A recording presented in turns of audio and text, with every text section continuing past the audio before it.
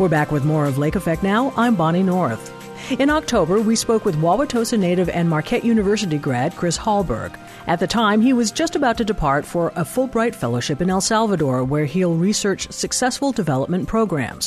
While he's there, Chris Hallberg is sending us a series of audio postcards about his time there.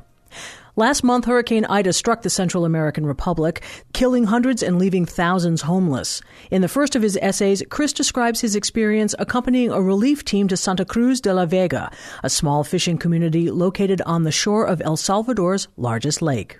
We began our descent to the village with a team of relief workers. Water, rice and beans, clothing and medical supplies on our backs. The place was breathtaking. It was no surprise to learn that El Salvador's premier country club is located just across the lake.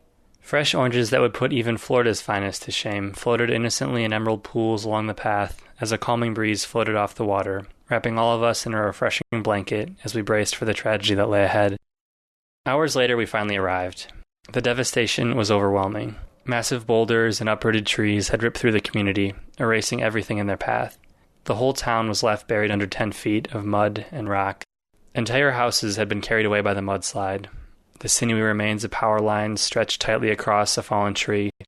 A child's abandoned schoolwork sprawled out in front of a demolished home. Hordes of mosquitoes clouded the air, making it hard to breathe. A solitary man worked his wheelbarrow tirelessly back and forth across the village in an attempt to restore some semblance of normalcy, one teaspoon at a time.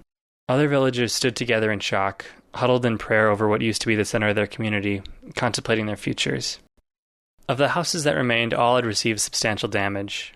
Windows shattered, entire walls destroyed, their contents displaced by a concrete mixture of mud and rock that now packed the dwellings from floor to ceiling.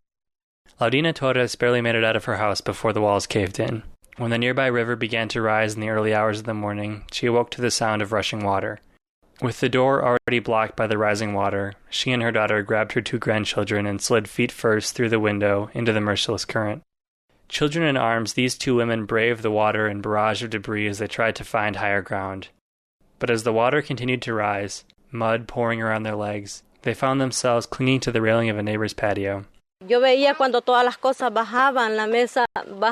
watched as everything was washed out of the house. The kitchen table, all of our neighbors' things were torn to pieces in the middle of the water. The currents rushed around us, and we cried for help, but no one heard us. You couldn't hear anything. I lost all hope, but I knew that God was with us. Even before the disaster, Laudina, like most residents of Santa Cruz de la Vega, struggled to meet the basic needs of her family. Most rural Salvadorans work patches of corn or as vendors in the city. They're lucky to earn enough to put food on the table, much less pay for visits to the doctor or schooling for their children. As is the case in many natural disasters, the poor and the vulnerable members of society are those hardest hit.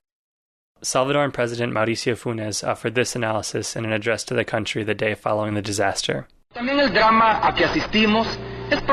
drama we are experiencing is the product of precarious conditions in large swaths of the country due to the lack of buffer zones and risk prevention efforts, which have been demanded for years but were never made. Much of the suffering and loss of life that regularly accompanies disasters can be prevented through the designation of these zones in education. Without these safeguards in place, the poor have no other choice but to build their lives wherever they can find space and some income, often trapping them on unstable terrain. The community of Santa Cruz de la Vega provides a painful illustration of this point. Ana Medium is the local community health promoter, and she summed up the future of her neighbors. Some people are going to leave the community and go live somewhere else. But people who depend on, who live on fishing and don't have anywhere else to live or any other way to make a living, then they have to struggle on and stay here in the community. They're not going to be able to easily move to another place. As the rebuilding process slowly takes shape, the generosity and spirit of solidarity among Salvadorans absolutely astounds me. Even though Ana Medium's own home received substantial damage, she still felt the need to check in on a neighboring community. Never mind the fact that the road that would take her there had been washed away. She even brought her daughter along, so that she too could see the plight of their neighbors. They listened to the community's needs, many of which they shared in common. They heard that many children were starting to get sick, mostly from walking in the polluted mud all day without shoes. Ana Medium recalls being approached by a group of shoeless children later that day. My daughter was walking with me, wearing her sandals. Before I could say anything, she took off her shoes and said to a little girl, "Here, take these. They will fit you." "And what about you?" the little girl asked. "No, don't worry about me. I'll find some other ones." My daughter walked home barefoot. As I stood in the midst of that wasteland, microphone in hand, camera slung over my shoulder, thinking of the shower and the cold beer that awaited me back home in the capital, I couldn't shake the image of that young girl, herself a victim of the tragedy, parting with her only pair of sandals to help someone she had just met. I had to ask myself, if she so willingly can part with her only pair of shoes, what do I have to offer? From San Salvador, El Salvador, this is Chris Hallberg for Lake Effect. Chris Hallberg is a Wauwatosa native and Marquette University graduate completing a Fulbright Fellowship in El Salvador. You can view photos and read more about the rebuilding process in Santa Cruz de la Vega at wuwm.com/Lake Effect. We'll be hearing from Chris periodically during his time abroad. Coming up next, how a Milwaukee writing studio has evolved and helps writers of all ages with their craft. More about the Redbird Red Oak writing community when we return. You're listening to Lake Effect on WUWM, Milwaukee Public Radio.